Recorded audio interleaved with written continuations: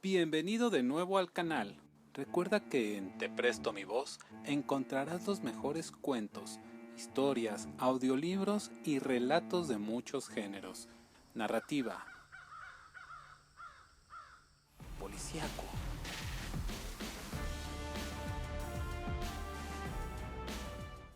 romance,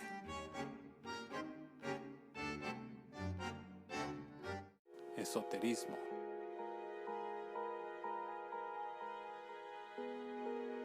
ciencia ficción.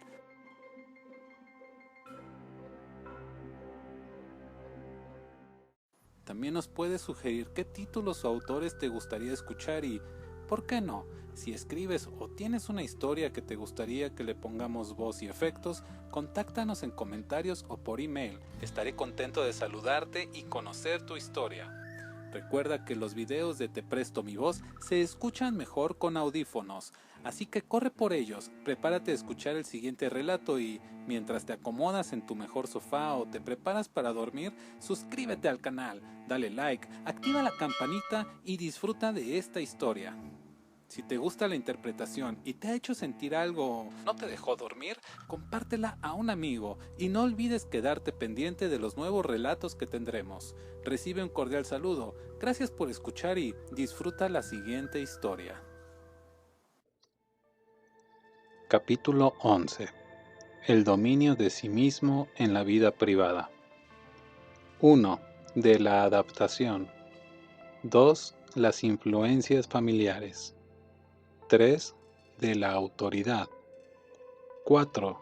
Los sentimientos. 5. La asociación de destinos. 6.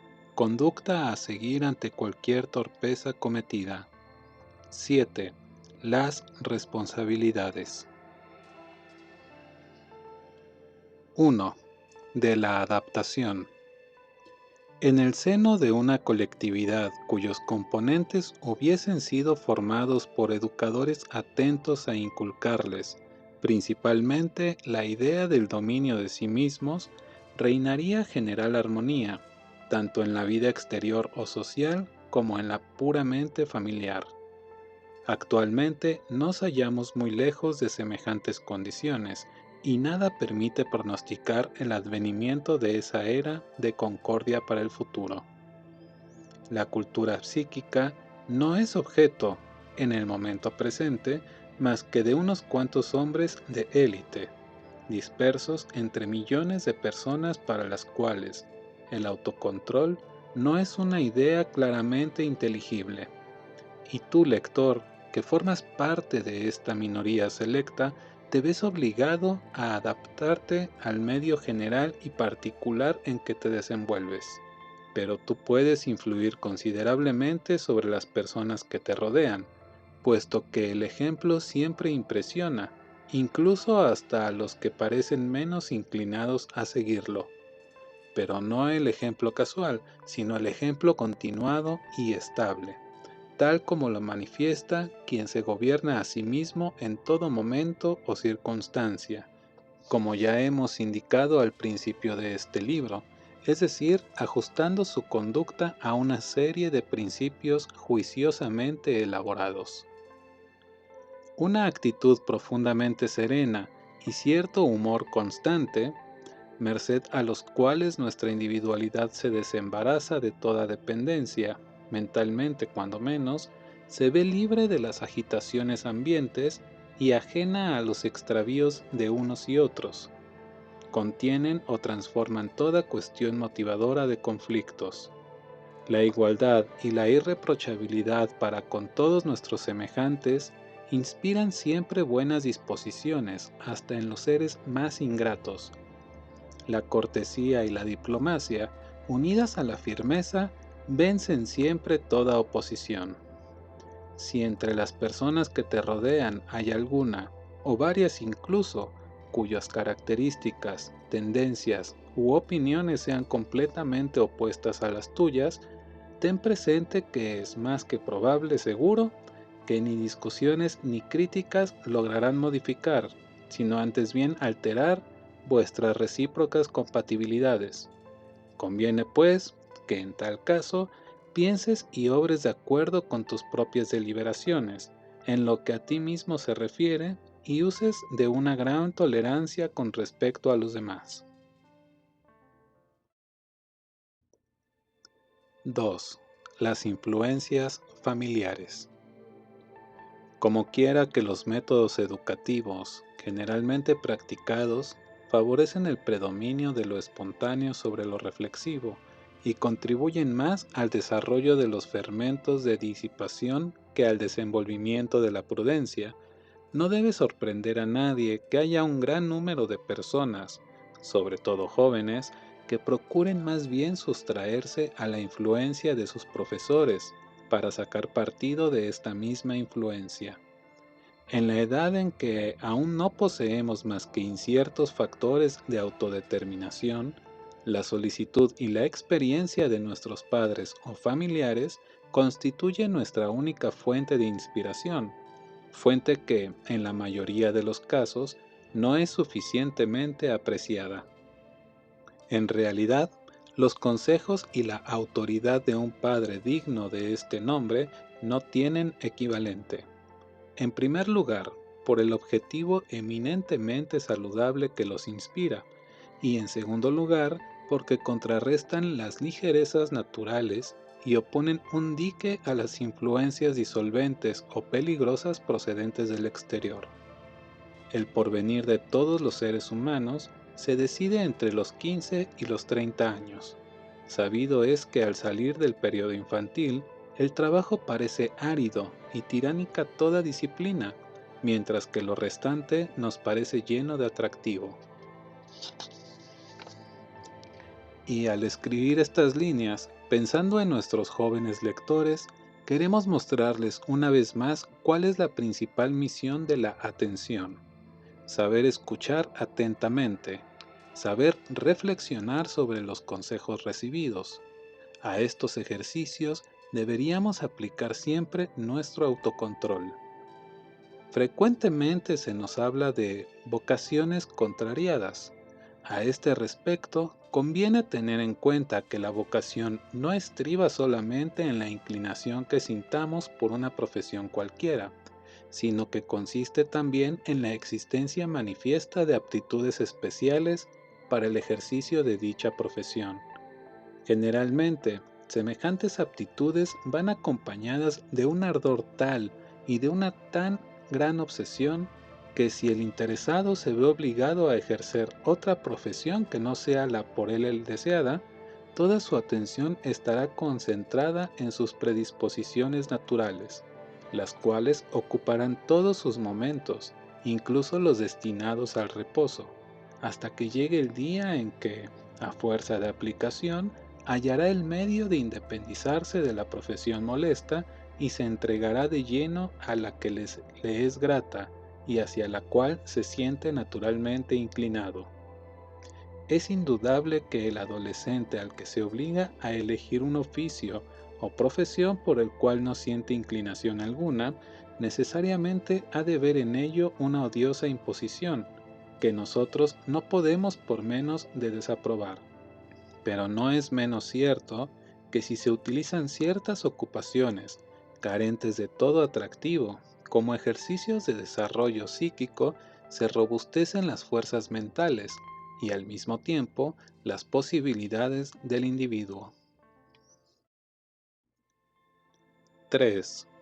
De la autoridad. Existen dos clases de autoridades. Una de ellas consiste en cierto despotismo imperativo que se apoya en determinados coercitivos. Este género de autoridad consigue una docilidad que está en proporción directa con la vigilancia que ejerza, pero que no implica una aceptación consciente. El individuo se doblega ante ella porque no tiene otro remedio. La otra clase de autoridad trata, por el contrario, de subordinarse la conciencia, de conquistar el asentimiento y de evidenciar claramente la justicia de su fundamento. Solo esta es conveniente en la vida privada. Para ejercerla es preciso, ante todo, poseer un perfecto dominio de sí mismo, seguidamente adquirir un conocimiento profundo de las leyes de su gestión y finalmente tener el suficiente sentido psicológico para valorar las posibilidades de comprensión y de ejecución de cada individuo, como asimismo de sus reacciones particulares. Aquí vuelve a desempeñar un papel importantísimo la atención observadora y el análisis minucioso de los caracteres. Cualquier manifestación o sugestión que estén perfectamente adaptadas a una determinada mentalidad y especialmente si son reiteradas en tan variada manera que el espíritu pueda retenerlas sin fatigarse, son acogidas y registradas y seguidamente operan progresivamente como elementos modificativos e inspiradores. Si queremos poseer influencia sobre nuestros semejantes, debemos empezar por aprender a discernir y a conciliarnos las facultades receptivas de cada uno, procediendo como si se tratase de un experimento técnico de sugestión, esto es, con calma, método y persistencia, sin desconcertarnos cuando los resultados no se manifiesten con la prontitud que nosotros deseáramos. La edificación o eliminación de cualquier disposición psíquica se efectúa siguiendo un proceso semejante al de toda resistencia o despojo. No siempre está en nuestro poder el acelerar este proceso. Debemos saber esperar sin perder nunca la esperanza. 4. Los sentimientos. El gobierno de la voluntad, y más especialmente aún de las selectividades particulares y su sujeción al pensamiento deliberado, han sido ya estudiados en el apartado 6 del capítulo que trata del dominio del inconsciente. Pero ahora de nuevo se nos plantea la cuestión, precisamente por sus relaciones con la vida privada. Aquí cabe preguntar, ¿no debieran figurar en primer lugar los sentimientos afectuosos? Se hace preciso distinguir entre los sentimientos filiales y los fraternales. El exceso de unos y otros comienza al producirse ciertos eclipses de lucidez que ellos mismos pueden provocar. No obstante, de modo general, puede decirse que todo sentimiento, si es de buena ley, más bien gana que pierde al ser sometido a reflexión. Por otra parte, ningún corazón generoso pierde ninguna de sus excelencias al someterse a propia vigilancia.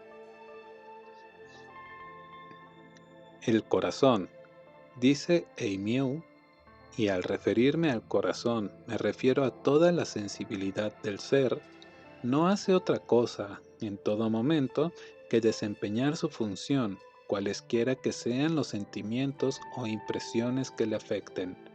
Si se desvía, no es suya la culpa, sino del cerebro o de la razón que no han cumplido su misión. El vapor, al impulsar un pistón en cualquier dirección que sea, no hace más que cumplir con su deber. Y si la locomotora descarrila o explota, no por ello hay que culparla, ni aun en el caso en que la explosión haya causado la muerte del maquinista. La culpa será siempre de éste. El maquinista podía y debía moderar la tensión del vapor y regular su fuerza expansiva. Y si la locomotora le ha causado un mal, es por la sencilla razón de que él también había cuidado mal a la locomotora. El corazón es una fuerza ciega, como el vapor, y es el cerebro el que debe regular su funcionamiento. Poco seductoras parecen estas consideraciones a los caracteres hipersensibles y fogosos. Algunos meditarán acerca de ellas y procurarán asimilárselas de modo progresivo, o bien cuando experimenten alguna decepción dolorosa, que hubiera sido posible evitar, pero que, no obstante, muestra más elocuentemente que cualquier discurso los peligros que encierran las cegueras sentimentales. Los seres sensitivos e imaginativos, sentimentales, que con tanta frecuencia se sienten inclinados a creer que sus sentimientos son compartidos, están constantemente sujetos a toda suerte de fracasos y decepciones. Para estos seres, las palabras amistad y amor no tienen más que una acepción, la superlativa. Esperan de los seres hacia los cuales se sienten inclinados la misma proporción exacta de impulso afectivo que a ellos les impele. No se dan cuenta de que las afinidades y complementarismos verdaderamente profundos son sumamente raros. Peladan, uno de los psicólogos más expertos de la segunda mitad del siglo XIX, ha podido decir que en nuestros días y en la sociedad actual, la amistad no existe. Existen sin duda ciertas intimidades, ciertos paralelismos de carrera, determinadas coincidencias de placer, existen consorcios de vanidades y una variedad infinita de complicadas que imitan a la amistad. El corazón humano no sabe dar, solo cambia. En cuanto al amor, considerado como identificación de las almas, ya hemos demostrado en una de nuestras tesis, basada en 12.000 observaciones, que reviste un carácter completamente excepcional. 5. La asociación de destinos. Decidida generalmente de modo precipitado, bien bajo el imperio de cualquier fantasmagoría imaginativa, debida a una conmoción de la emotividad, sometida a la acción de un atractivo pasajero, bien por causa de conveniencias sociales, la asociación de suertes o destinos se resuelve en la mayor parte de los casos en una especie de pacto de cohabitación que las divergencias psicofisiológicas de ambas partes interesadas hacen deplorable. En ocasiones, este pacto degenera en un antagonismo irreductible. En el actual estado de las ciencias de observación, la técnica podría mejorar considerablemente las condiciones del himeneo, cooperando a la orientación matrimonial, pero para ello sería preciso ante todo un progreso de la psicología de las masas. A aquellos de nuestros lectores y lectoras que sean lo bastante objetivos para tratar de determinarse a sí mismos racionalmente, les señalaremos 4 líneas directivas esenciales. La compatibilidad de dos individuos requiere, independientemente del atractivo físico, lo siguiente. A. Equivalencia cualitativa de sensibilidad. B. Nivel de comprensión sensiblemente igual. C. Analogía de cultura. Y D. Finalmente, convergencia de objetivos morales y materiales. Estas 4 condiciones eliminan todos los elementos de grave discordia. Es digno de notar que estas 4 condiciones corresponden exactamente a los 4 principios tradicionales que han servido de base a las uniones de individuos de clase acomodada. 6. Conducta a seguir ante cualquier torpeza cometida. Como cualquiera que cada carácter tiene sus singularidades, sus relieves, sus imperfecciones y sus inclinaciones más o menos excesivas o acusadas, es inevitable que se produzcan choques en la vida privada e incluso entre individuos de una misma familia. Pero el adepto de la cultura física se distingue del resto de sus semejantes en que los errores o torpezas que con él se cometen no los considera como actos intencionadamente injuriosos o inspirados en el deseo de causarle mal deliberadamente. Por el contrario, tiene muy en cuenta el determinismo que actúa en las predisposiciones de aquellas personas que cometen el error y reacciona en consecuencia, es decir, como el ser que se halla ante cualquier manifestación psicológica, serenamente y sin animosidad. La fría comprobación del error a presencia de la persona que lo haya cometido y el llamamiento, realizado sin precipitación, de la persona en cuestión al cumplimiento de sus deberes, Todo esto unido a unas cuantas reconvenciones firmes y mesuradas, obra admirablemente como estimulante reeducativo y previene al individuo contra futuras reincidencias. Contrariamente, los resentimientos y las represalias contradicen las indicaciones consignadas en el capítulo 5. La sugestión verbal y neutral produce más seguros y útiles resultados. 7. Las responsabilidades.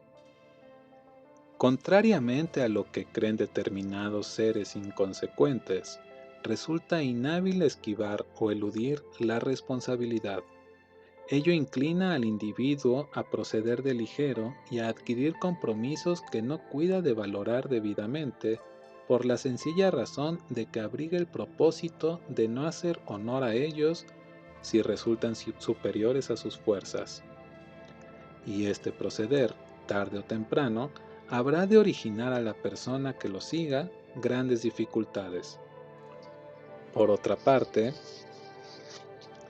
no hay nada que debilite tanto las fuerzas mentales como la informalidad y el subterfugio. Una fuerte personalidad es incompatible con una conciencia falaz. El principal sostén de un psiquismo vigoroso es la convicción de su integridad absoluta ante su propio juicio. El hombre que se ha formado en las disciplinas de autocontrol, resuelto a cumplir puntualmente su palabra y consciente, por propia experiencia, del valor que esto representa, traducido en esfuerzo, jamás se compromete sin antes haberlo meditado muy maduramente. Y este hábito de circunspección le pone al abrigo de muchas sorpresas. Principalmente, evita que pueda deslizarse por la resbaladiza pendiente de los compromisos irreflexivos.